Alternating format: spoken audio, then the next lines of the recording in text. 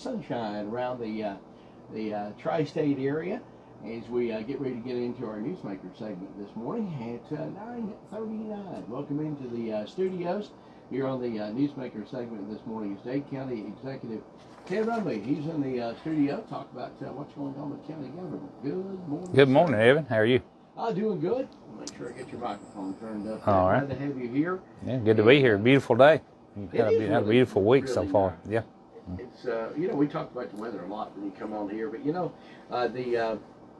it's hard to believe this is the middle of October. I know. Already. I know. Christmas just around the corner, and leaves are starting just a little bit, starting to change, and they're predicting a little frost possibly this weekend in areas. So once that happens, it's I hope we have a beautiful fall. I mean, I'm really, and I believe it will. I mean, this has been a trying year. There's sure no has. doubt about it. There's things that have been disrupted. There's things that have not happened or have been happening in a different way. I'm hoping as we get into the seasons changing in the fall and getting into Christmas, and we can get a little bit of normalcy back. I hope so, and I believe I believe it'll happen. I hope so. I think. Of course, it's we need it. I think the whole nation needs it. The whole nation. You're exactly right. Actually, the whole nation. Well, I know the county's been involved in several different projects that are some still continuing, and each week we kind of get an update on several of these things. I'm just going to let you start. Well, we got as we've been talking about this the last 4 weeks anyway. We got our final inspection yesterday on the Lookout Lake Dam as far as the structure part of it, and everything was really good. It's just a little wet out there yet to finish the road, but they're working out there today backfilling. But we'll get on that probably next week, get that paved and get it opened back up if the weather permits. We have pulled Billy and them off right now with our paving crew. They're in the north end, right? They started Tuesday, paving our Lamig roads that we have this year to pave. So they'll be up there the rest of this week, and probably the first, maybe Monday and Tuesday. It's just according to how that weather, how it dries up there on the mountain, but we'll pull them and finish that thing up. And then we get done, we finish our paving probably next week, and then we'll be on County Road 6. That's where we're going to be, and like I said, that's going to be a big project, for fall, and we'll go into winter with it. But thank goodness most of it is going to be, down below there. We'll be, drilling holes like we did on the upper part of it, and putting casings in, and then there'll be a wall erected there, and then, we'll bring the road back. But it'll be closed. We know at least 30 days, possibly 60 days. It's going to be a pretty major thing, and we'll get it open back up as quick as we can. Now, this should take care of White Oak Gap and County Road 6. Oh, yeah. Yeah, we've got the other, the worst part is contained. We got that. It's not, we don't not have any problem with it at all, thank goodness. And that wall is held, just like up on the one up Burkhalter, not Burkhalter, but Hales, good Lord, here, Burkhalter Gap. Yeah. We had that issue for years, and we finally got it, had to just stop and fix it, so we did. So this should take care of County Road 6, and that's been going on since the state days, since the state had it. And somewhere the other day, I think it might have been, I don't know, it was Donna Street or but they had a picture that I seen, and it was actually when they closed the County Road 6, it was actually a state route then, and it showed the mountain had slid off, and that was about the third or fourth time, and they said, we're not doing this, we're not. So that's the reason the state abandoned it. They abandoned it, and Dan Hall was in there, so right. He seen the need for it, so he stepped in and took it over, and patched it up and got it working. But over the years, I don't remember when we tore that asphalt out on the upper part. It was a little over 5 feet deep, and you could see the layers from time it was first paved back in the 60s or whatever, early 60s, and you could see every time it was repaired, 6 or 8 inches of asphalt, they kept, and it'd drop and they'd pay. It was like a big puzzle, it's pretty interesting. But anyway, this should eliminate that, and unless we have an earthquake or something. Mother Nature can move anything, but it really should take care of that problem. Well, that'll be because it is a very, very heavily trafficked it is. Highway.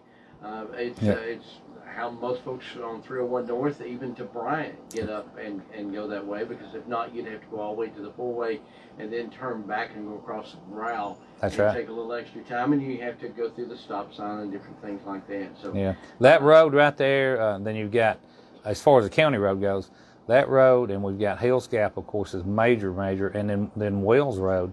Up there, that's a cut through. Shortcut. Yeah, a shortcut, but it's mainly it is, and a lot of people. If you look, when we've been up there in the morning and evening working, but a lot of that traffic right there, even on Hills Gap, is Alabama, 39 Alabama and 28 Alabama. Coming out of the Bryant area. Yeah. And it's, they come down 301, go the shortcut, and then that's drop off there at Sligo, get on the interstate. And that's one reason, we mentioned back a year or so when we had the T-Splosh up that, that would help Dade County in a way recoup some of that road tax, of helping to maintain those roads, because it's going to cost a lot of money to pave that road. And the T-Splosh, that would come in, when people, because a lot of those people trade here in Dade County, they buy their gas, groceries, and all that, so that would help contribute, some of that back in, because that's the only place that money can be spent would be on bridges, and roads, and on paving. So it's just one of those things that would really help. If that was here, it would help. Get back a little of that revenue. Absolutely. Well, that area has always been a high traffic area. Getting on and off the mountain. So many people work in the Chattanooga area. That's and right. they travel, and it is. It's a main artery. Yeah, the main artery. That's what it meant. See, through that area there. Yeah. So the roads are definitely. Honestly, I get more complaints from, road complaints from the 256 area codes from people living over across the line than I do the Dade County people. I know it sounds crazy, but it's a fact. On Hills Gap, especially, and Wells, because Gap is. You've got long range plans. It needs to be completely We've got to. In fact, our probably in the spring, probably the biggest part of our LMIG and with some of our splosh, we've got to start. And I don't know that we can do the whole. We probably will make it all the way with the mountain. But our plans are to go all the way around and go into the whole area, go across and go through Brow and the whole thing with it, starting from the base of the mountain there. But the biggest thing is to get it to the top of the mountain, or at least up just past where you turn, and the loop, the new home starts there. But that's going to be a big thing, this coming spring, when paving season comes in. Because there's no way we can do it this winter. In winter, we've run into, with money, not only money, but with time too. By the time we get our paving done, with our LMIG. So it's definitely, it's on a real burner, that and County Road 6, it's going to be a big ticket item, The process of picking a new ambulance service, Walker County let everybody know last week or week before last now, they're going with Memorial. It was one of the three that bid here in Dade County. What's the process, and how far along are we from you bringing it to the commission to get a... Well, we'll do a report at our next commission meeting of what, because Alex and I both, we've been talking to, of course, Memorial definitely was a low bidder on it, but you've got to look at everything, and keep in mind, the people's safety and welfare of the ambulance service as far as having the service that they provide us. So it's going, I feel it's going real well, but we've got to. We're looking at a company that can provide us the best service for the best money. You don't want a lot of times you get what you pay for, but we as a small county and our tax base, you can only afford so much. You can only afford so many trucks, so we want at least equivalent service to what we've had, and possibly with one more ambulance.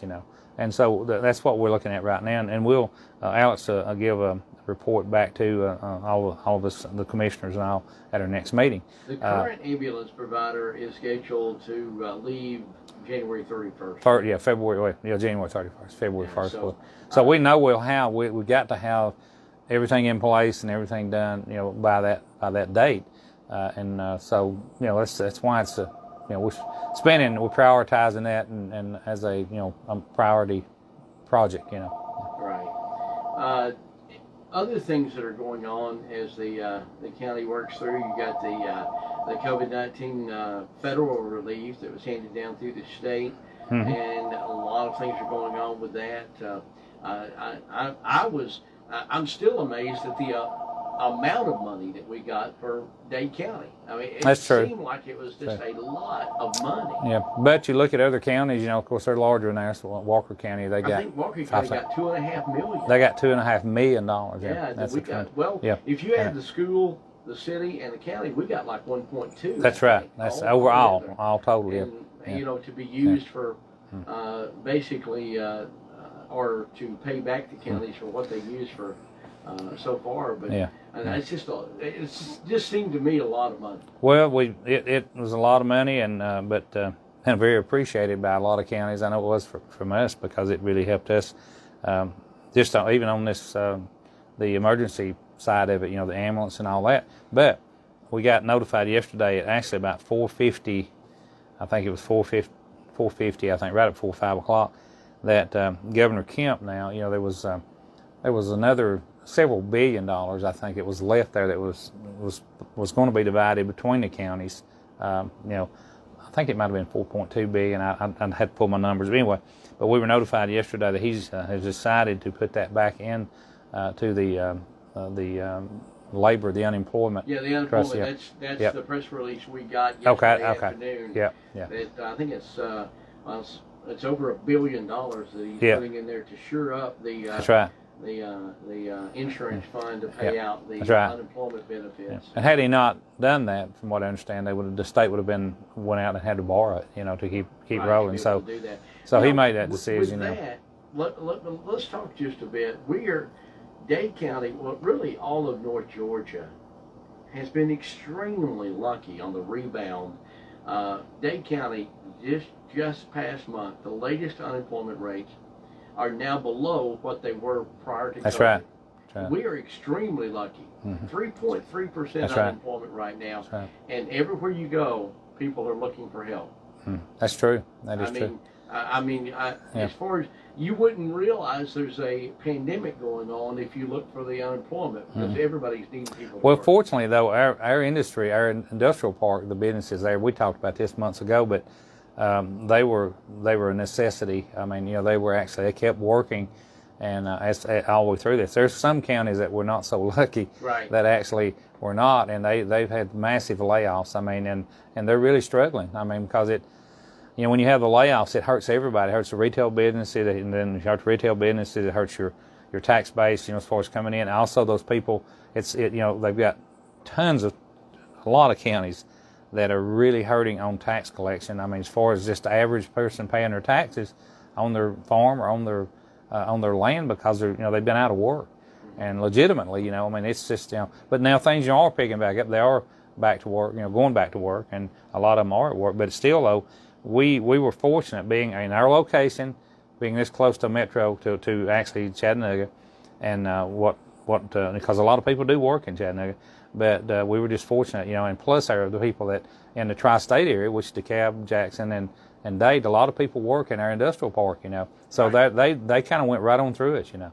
Absolutely. We did have some scare, you know, we had some people call about, several people, families that were concerned about them working when there's a lot of still unknown out there, but when we really didn't know a lot about this, and they were worried about their husbands or their wives going to work, why don't we shut these places down? Because they were afraid, well, you know, that was the company's call, and that would be the governor's call. But I mean, but they were, you know, they were deemed essential. That's right. I mean, just like the grocery stores. Yeah. Because our industrial base here in Dade County is either where they make steel for construction, that's deemed essential.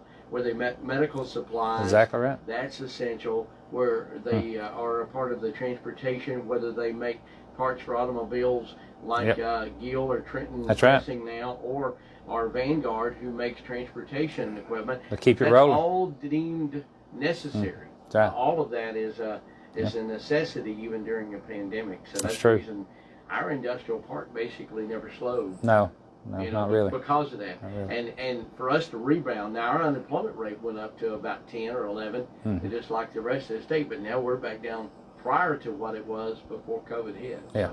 3.3%. It's pretty. That's true. Pretty amazing if you want to think about it. It is. And plus we've got new things coming in. We got we hit the Tractor Supply. Worked on that. That's going to be good. That's going to have several jobs right there. They finally just about got the Dade show. Yeah, it's been a job. He's had 30 days. He's going to come in on time. And we've got we've got things. We've got some other things that we're looking at. It looks really good. And so it's really like you said. We've kind of course it's not over yet. The pandemic, we're still in it. It's not like it's over, but up till now. We've weathered it pretty well, as far as that goes. Yeah. Absolutely. Anything else you want to touch on before we wrap up this segment? Well, we need to, I mean, a lot of people's asking questions about, the Halloween on the square. I mean, to a lot of, I guess some people that's not important, but it is to a lot of people, a lot of families, a lot of children. It's a big deal. It's a big deal every year, like it or not. If you don't like it, don't like it. But that has been moved. And I think maybe you've announced this some, but it's moved to the high school. Mm-hmm. And it's going to be Saturday, October the 24th, 4:30 to 6:30. And it's going to be totally different. You won't get out of your cars. There won't be any walking. But it's going to be set up really nice. Be kind of like a trunk or treat, but it's going to be a lot larger than normal trunk or treats are. And so that's going to happen, but it's just going to be different. Now, a lot of people's concerned about parades. I don't know. That's of course that's the school have met with Alex. I know the principal at the high school and all about the high school parade and all that. And they'd worked that out. And then for whatever reason they decided not to have it. I think that Alex kind of left it up to Mr. Fournier over there, and they both agreed. But there's been a lot of positive, a lot of negative, about that. Our offices gets, but that's through the city, and of course it's on a state route. It's not actually on a city street. And I don't know. There's been a lot of nobody. I don't think any of the parades before. As a matter of fact, the Christmas parade was started by the county. That's right. And was a county parade up until and I guess it still technically is a county Christmas parade. But last year the Bank of Dade kind of took it as and kind of helped organize it. So, and they've got it this year. It's been a county. Yeah. I know Larry Moore was the first commissioner. It started under his administration. That's right. I remember. And started the tradition. So I am optimistic that they will figure out a way to have the Christmas parade. Yeah. Because the veterans they're going to have their parade. I was notified yesterday. They're definitely going to parade. Yeah. And it'll be different. It's not going to be like all the candy thrown out and all. It'll be really organized. And the people, the families can, stay together on the sides with a mask and all that. I mean, it's going to be different, but it'll be nice. It'll be something to look forward to and come out. Some kind of normalcy. And I hope I need to wrap up. We got a break report. I'm sorry. Running out of time. No. I want to give you time to give your numbers out. Well, if you got any questions, just call me on my cell phone, 423-667-8999, 667-8999. My number's online here with Kerry on our website. Our other commissioners also, they answer their phones. Just feel free to call. 657-4625 is our office number. So if you have any questions about anything pertaining to government or whatever, just give me a call. We'll see if we don't have the answer. I'll get it for you. I promise you. All right, sounds good. Dade County Executive Ted Rumley on the Newsmaker segment here on KWN. He's in every Thursday morning. We thank you very much for coming in and giving us an update. Thursday update. Now, I forgot that. Update. It's today at 3 o'clock. I'm sorry. I missed. Facebook Live. Yeah, that's right. 3 o'clock. 3 o'clock. I'm sorry. Dade County Facebook site. We'll also share it on ours. Here's the Braves.